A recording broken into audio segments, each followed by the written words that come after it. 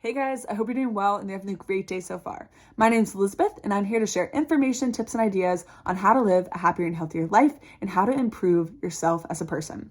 Today we're going to talk about how to help your kids learn more about money and to be comfortable with money and to help set them up. So I've done a video on things that you can do as a parent to help your kids, investment accounts, things of that nature. And I'm going to do more videos on that to help decide, do you want a 529? Do you want an UGMA? What types of accounts or things do you want to do? But these are some practical tips as well that you can start implementing with your kids and start talking to your kids about. All right, so number one, you want to introduce the value of money. So an allowance is a good first step. It's totally up to you, but especially if you tie at least part of it to chores, which chores have been a big research topic lately, that kids who are more successful and confident later on in life, they've done a lot of chores. So chores are great on multiple accounts, but it teaches responsibility and strong work ethic. So earning an allowance introduces kids to the value of money and making choices for themselves. In fact, research shows that kids often find that they make better choices or different choices with their own money than they would with someone else's. So this is true. I have seen it in my own life. If my parents offered to pay for something or say it was something that they owned, I might not treat it as well, which is bad. I try, but I'm not I think I'm respectful, but it's different. And I don't know if let me know in the comments below if you relate to this, but if you bought something, especially something expensive or something you really wanted, you just treat it differently. So giving them the opportunity to buy things or to see that and to feel that, it's great. A lot of times we want to spoil our kids and to give them the world and we want to take care of them and make sure they have everything that they possibly could want. But we have to remember what we're teaching them by doing some of that stuff or not doing some of those things. And so giving them the allowance or the opportunity to earn or to see how hard it is to earn money. So making it hard, not just here's $50 for taking out one dish. Don't do that. You want to tie hard work to money. Yes, I do question that a little bit as I'm saying that, because eventually you want to teach them to have assets that work for them that might be passive, but usually it takes hard work to get there, right? So eventually they could have passive income and things later down the line, but you just want to instill kids who work hard and who want to contribute and who want to do well. Number two, emphasize savings. So it's not all about spending. You will have to spend money in your life. You have to. There's needs that you have. There's also some wants that you want, but there's a lot of needs and you have to spend money, but you have to save money. And kids need to learn that. They need to see that modeled from you. They need to see that, but they need to be encouraged to do that. And so if they're getting an allowance or if they're getting money in, or if they have a job and they're getting that money, encouraging them to have little buckets of, here's my spending bucket, here's my investing bucket, and here is my savings bucket. So the savings and investing bucket can kind of go together. There's usually another bucket that people do for giving or giving to friends or giving to charities or things like that, or to a church. But having that spending, that saving and investing bucket, and then that charitable one, if you would like as well. Saving your money is so important. Even if they make $10, encourage them to save $2. Encourage them to save 20% of what they make. Encourage it, and it's going to make a big difference in their life. All right, number three, introduce them to investing. So this goes along with saving. You have to teach that you need to save a little bit, which that can be hard, but teaching them to save, but then invest. I was never taught this part, and it's okay. It's no one's fault. But if I would have learned this, it would have made a huge difference, because I got the savings down. I was like, yes, save, which that's a big step. A lot of people don't do that. And to start talking to them about living below your means and spending less than you make, those types of conversations, like how I talk about, be real with them and start talking about that, because you're forming their opinions and their views and their habits right now. So start talking about it, but showing them about investing. Maybe having them, if there's a company that they really like, or they really like Apple, invest in some Apple stock, or just going the simple route and teaching them about index funds and the S&P 500, and having them invest in a low-cost index fund. So talking to them, there's a custodial brokerage account that you can use. It's there's multiple accounts, and I'm definitely going to be sharing more about that. There's pros and cons to a lot of them, but getting them investing or just thinking about investing. I also think some good exercises is to show them a compound interest calculator. I know this was helpful to me as an adult, and seeing if you put this amount of money for a certain period of time, how much it will grow. It's insane. And I think that visual and connecting that action with the eventual number will really make a difference for your kids. So when your kids get a little bit older, you can, like teenage years, you can encourage summer jobs or just regular jobs. From research, young people who have jobs are more likely to be better savers in the long run. As soon as they start making money, continue that trend of saving, investing, giving back, maybe investing in themselves, those types of things, and having those conversations about money.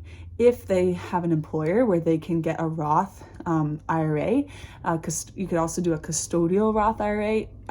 You could set that up for your kids, which is awesome because we want those Roth accounts. If you see an account with a Roth in front of it, it's a double tax advantaged account.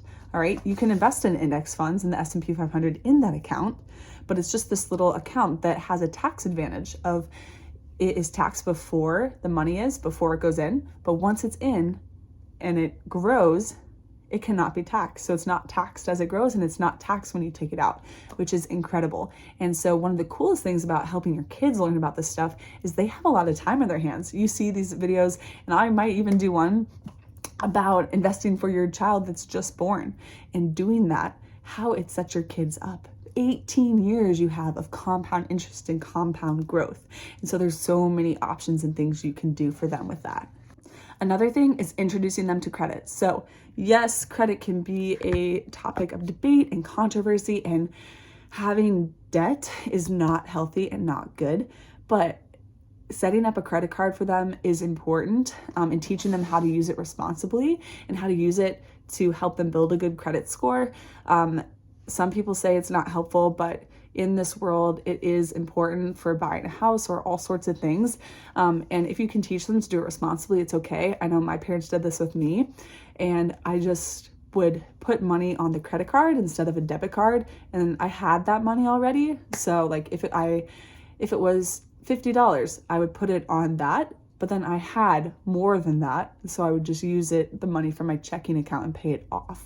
But I was building that credit, and I can do a video on that. I really want to do a video on ways to improve your credit score, ways to get a good credit score, ways to use your credit card and why it's important and such. But you knowing about this and then teaching your kids about it and setting up an account for them, and maybe monitoring it. So like if they are younger and they're in your house, get it early and then walk through it with them. Have these little financial check-ins or meetings and say, hey, let's go ahead and use your credit card and pay for this thing. And then you walk through them, or you check in on it. You say, hey, you do this. And then maybe a week later, before the bill's due, make sure they did it so it doesn't hurt their credit. That's the one thing. They are kids and they are young. And if they do make a mistake or multiple mistakes, like it can impact their credit score. It's not the end of the world, but just monitoring it with them and really making sure that they're following through and that they actually know what to do. Because sometimes they're still young. They don't know what to do. But give your kids credit because they are smarter and more capable than you might think. Consider a Roth IRA. So I kind of went off on this a little bit ago, but Roths are funded with after-tax dollars, but withdrawals in retirement can be entirely tax-free. And starting younger with your kids gives them this huge advantage and more time. That's how Warren Buffett, one of the reasons he was so successful, he started so early. He's incredibly smart. He knows what he's doing, has made all the right moves, etc. Of course, has failed along the way, but regardless of that, he started young. And so starting your kids young and starting in these tax shielded accounts is essential. So you could open a regular brokerage and invest in an index fund, or you can open a double tax advantage Roth IRA and invest in an index fund. So I think the names can get fancy or confusing. I might break that down as well in another video, but just if you see a Roth, go for it. A great exercise and thing to do with your kids too is help them set a budget, or if they want to buy something, help them learn to save for it and maybe you don't buy it and say, hey, let's have you earn it. I know we've done that with my stepson before, and it was super fun. Like, he had to earn the thing, and he felt really excited when he got to buy it. And it was really awesome. So helping them set a budget, like, especially before they go to college or something, they've never lived on their own. They've never had to pay the bills that you have. If you're comfortable, share your bills with them. I know that can be a touchy subject, or especially if you're not in the best financial situation or whatever, you might not want to talk about it, but it's really important to be transparent about it and to help them. If you don't want to talk about your situation, maybe make your own like a made up one and tell them this is a made up situation. Here's what you can do or how to handle things, but it's totally up to you. But I think setting a budget and trying to have them do it, or even sending them to the grocery store and saying, hey, we have this much to spend. We need this many dinners. We need this many lunches, this many breakfasts, whatever. This is what we already have at the house. Here's our inventory of what we already have. Figure it out and make it work within the budget. And that's a great exercise to help teach them to live below their means and to stay within a budget.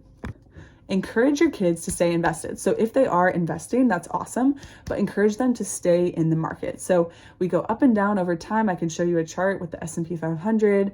We're up and down and up and down, but over time, it's going to go up. So a lot of people freak out and they pull their money out. But typically, especially with index funds, you stay in the market. And over time, you will have a positive return. So teach them to stay in. And lastly, let them know that they're not alone. So you want your kids to be independent, but it sometimes takes a bit to get into adulthood, or we make mistakes. And so be there for your kids if they need help. And be willing to talk to them or help work through a learning experience. So it doesn't mean that they come running back to you and you give them all the money and such, but that you're there to walk them through what steps to do, or that you're willing to be there just in case as a backup if they need you. So financial literacy, it starts from home. So what are you teaching? What are your money habits? Get to know your own money habits, your own money struggles, your money strengths, and figure out what you need to do to continue to build yourself, and then to start teaching your kids. Be open, be transparent, and think about some of these principles and accounts and mindsets that we've talked about. I'm going to continue talking about this because I think it's a big problem in America and in the world. Money, like, it's a tool. It is not the root of all happiness. Trust me. Like, I know it probably seems weird, or like, she cares so much about money. Like, I don't. I value my relationships. I value my health and my family. That's what I really care about, in helping other people, but and being at peace. But money is a tool. I would be ignorant to not recognize that, and silly not to recognize the power that money has. It's a tool, it's freedom, it's time, it's peace, right? And so I want to help empower other people to feel that as well. So let me know in the comments below what you think, if any of these tips resonated with you, if you're going to do any of these with your kids, what you do with your kids. I'd love to learn more about what you guys do. Feel free to hit the thumbs up button, and subscribe for more videos, information, tips, ideas, and encouragement for becoming a better version of yourself and living a happier and healthier life. I'll see you guys in the next video. Have a great day. You got this. Bye, guys.